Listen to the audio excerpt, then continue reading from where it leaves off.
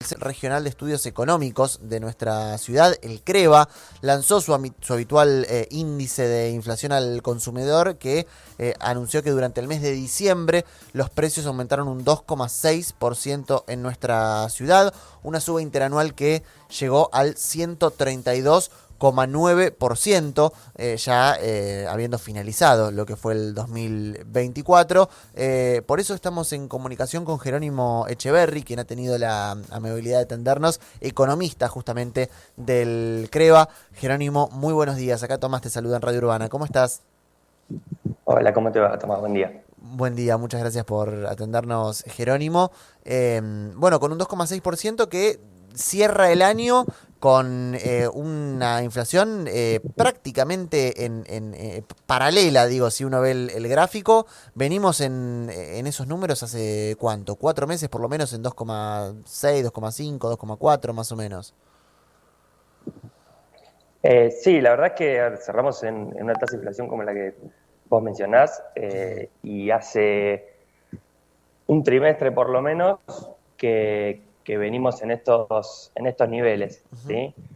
Octubre nos había dado 2,4, el valor más bajito del año, Sí, eh, y a partir de ahí, hasta lo que es el cierre de este 2024, estamos en esos niveles, 2,7 en noviembre, 2,6 ahora en esta oportunidad, en ujú, diciembre.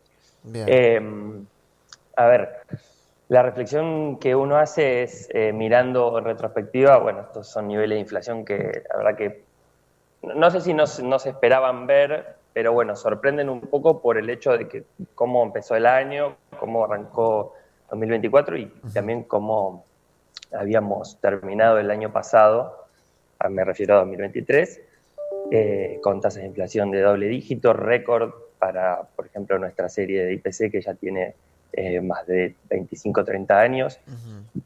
Así que esa reflexión, digamos, hay que hacerla, digamos, una desaceleración muy brusca, muy importante, y además, eh, digamos, con detalles también a remarcar. Yo estaba repasando un poco lo que fue el año, Ujú.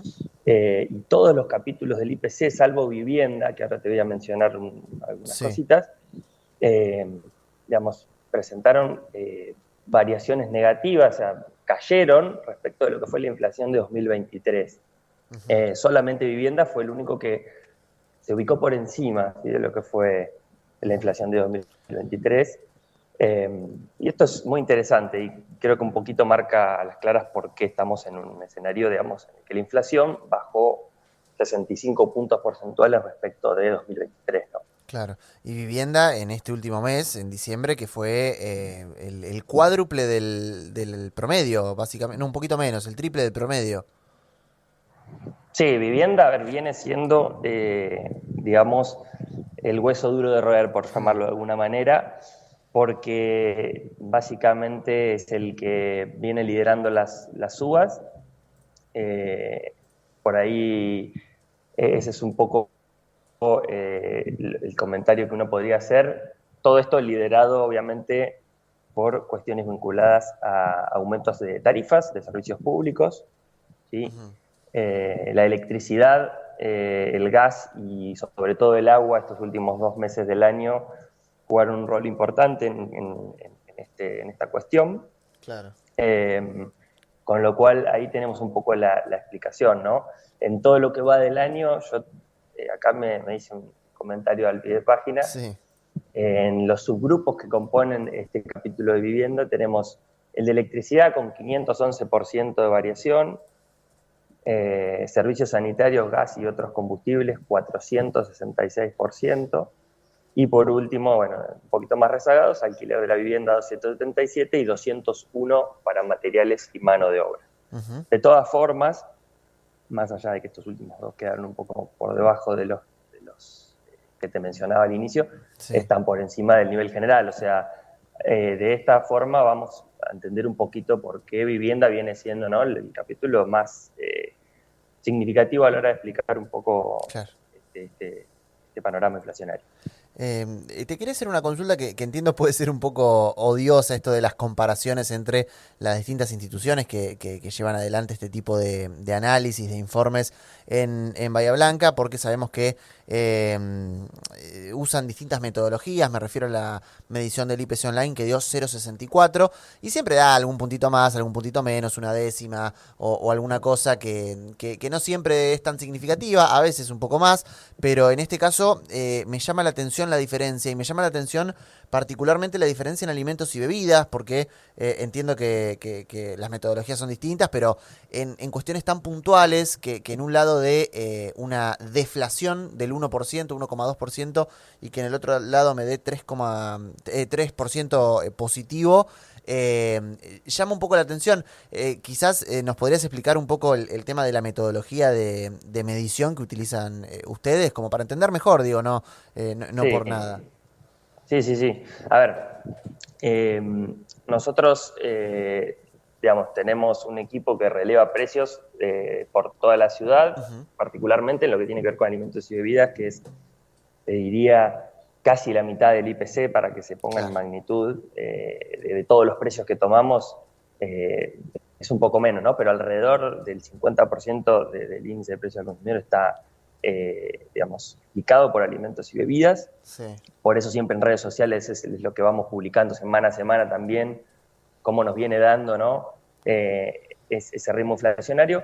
Tenemos un equipo que releva precios de alimentos y bebidas en grandes cadenas de supermercados de forma semanal y obviamente también en comercios de especialidad, como pueden ser carnicerías, pollerías, panaderías, etcétera, Ujú. verdulerías. Eso por un lado. Y bueno, nosotros, vamos, la inflación en lo que tiene que ver con alimentos y vida, particularmente que vos me mencionás, Ujú. digamos, nos venía dando baja, digamos, en la última quincena más que nada. Claro. Lo que pasa es lo siguiente, a nosotros nos dejó un arrastre muy importante la última semana de noviembre. ¿Qué significa? Que cuando los precios aumentan sobre la última semana del mes, sobre la última parte del mes, Ujú. más allá de que no haya aumentos de precios durante el mes siguiente, por una cuestión de promedios, se va a dar un aumento de precios, se va a reflejar en la inflación del mes siguiente. Ujú. Dicho esto, te voy comentando las tasas de inflación que nos dieron semana tras semana. En la Sí. primera de diciembre nos dio 0,7 y a partir de ahí empezó a bajar bastante, ¿no? La última quincena la tenemos en 0,2, con lo cual, digo, a ver, más allá del IPC online o la medición que sea, acá hay una cuestión también de arrastre estadístico de la última semana de noviembre que explica un poquito el 3% que vos mencionás en alimentos y bebidas. Pero, digamos, para redondear, Ujú. digamos, nosotros tenemos una metodología que es la que venimos llevando a cabo hace muchísimos años y, digamos, la canasta que nosotros medimos es fija, es decir, lo único que va variando en nuestro indicador son los precios, que es justamente lo que uno quiere cuando mide inflación, ¿no? Que aislar todo lo demás, todo lo que tiene que ver con calidades, con Ujú. 2x1, bueno, con un montón de cuestiones. Y digamos que es la que venimos sosteniendo. Y bueno, estas son las mediciones que hemos tenido para diciembre y bueno, en un rato vamos a reunirnos, por eso te mencionaba lo del horario de la nota, Sí. que me viene bien que sea a esta hora, Sí. porque un rato me reúno con el equipo para ver ya la primera semana del mes de enero de 2025, para ver cómo viene la inflación, sobre todo en alimentos y bebidas. Perfecto. Te saco un segundo de lo que es el índice de inflación en Bahía Blanca, porque sabemos que estas cuestiones, corregime si me equivoco, pero entiendo, están más atadas a lo macroeconómico que a las vicisitudes estrictamente locales. Y por eso me gustaría preguntarte cómo viene la situación económica a nivel nacional. Me refiero a dos cuestiones particulares, a algo que se está viendo muchísimo en verano. Ahora vos prendés la tele y hay un móvil en Brasil hablando de que allá no sé, una cerveza te sale 1.000 pesos una lata y acá te sale 4.000, una Argentina que se encareció en dólares, y a la vez un riesgo país que está en valores muy bajos a niveles históricos, o por lo menos en la historia de estos últimos años. No sé si son dos fenómenos que van de la mano, que están atados, o estamos hablando de dos cosas que no tienen ningún tipo de causa-consecuencia. A ver, La inflación, en este sentido que vos mencionás, sí, está muy vinculada obviamente con lo macro.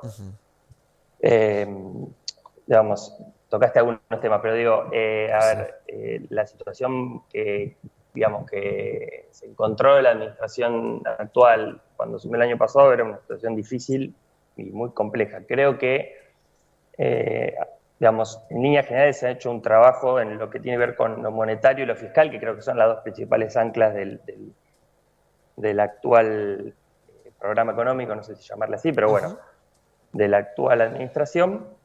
La verdad que le han dado sus frutos. Digo, uno puede estar más de acuerdo o menos en ciertos puntos, pero digo, creo que mantener prudencia fiscal, que de hecho es la contracara, creo yo, de que los niveles de riesgo país estén donde estén, ¿no? De que una voluntad de tener un superávit o de no gastar por sobre lo que se ingresa para poder repagar ciertos compromisos, creo que tiene como contrapartida un aumento de la confianza, ¿no? Que es lo que refleja el índice de riesgo país. Sí. Y por otro lado, lo que tiene que ver con la prudencia monetaria dentro de un panorama, digamos, que se traía de monetizar déficits fiscales, de emitir dinero, que la verdad que echaba más nafta al fuego que otra cosa, porque digamos que sí que en términos de dinamismo de actividad económica puede haber llegado a tener algún efecto, pero digo, se vio muy, muy marcadamente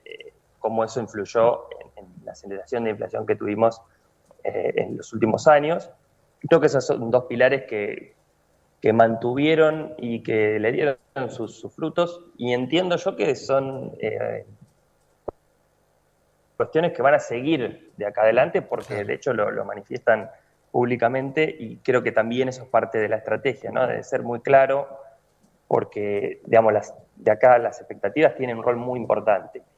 Y otro punto que, bueno, por ahí no sé si es tan, no digo importante, es muy importante lo que pasa con el tipo de cambio, pero creo que viene más como consecuencia de esto que te mencioné al principio, lo que tiene que ver con el tipo de cambio. Vos mencionabas, sí, hay mucha gente vacacionando en el exterior, parece como que hay un atraso importante en el tipo de cambio. Sí. Y la verdad que bueno, es algo que es un punto a tener en cuenta. Muchas veces en nuestra historia hemos vivido épocas de dólar barato, entre comillas, y llega un punto en el que eso por ahí deja de ser sostenible y empezamos a tener problemas y tenemos un salto cambiario con lo que eso conlleva y todos los efectos que tenemos ya bien presentes. Esperemos que, digamos, que en esta oportunidad esto no suceda, que si va a haber una mejora en lo que tiene que ver con el tipo de cambio real, que sea de forma más paulatina. Claro. La verdad que, digamos, es medio hacer un poco de futurología, si me preguntas a mí qué va a pasar. Claro. La verdad es que no lo tengo muy en claro. De hecho, lo que dice, por un lado, el presidente es, bueno, tal vez bajemos el crawling peg, la tasa en la que se aumenta el dólar día por día, al 1%, es decir, eso iría en sentido contrario, salvo que la inflación vaya a niveles menos de ese 1%, ¿no? Claro. En cualquier otro caso estaríamos yendo a un dólar aún más barato.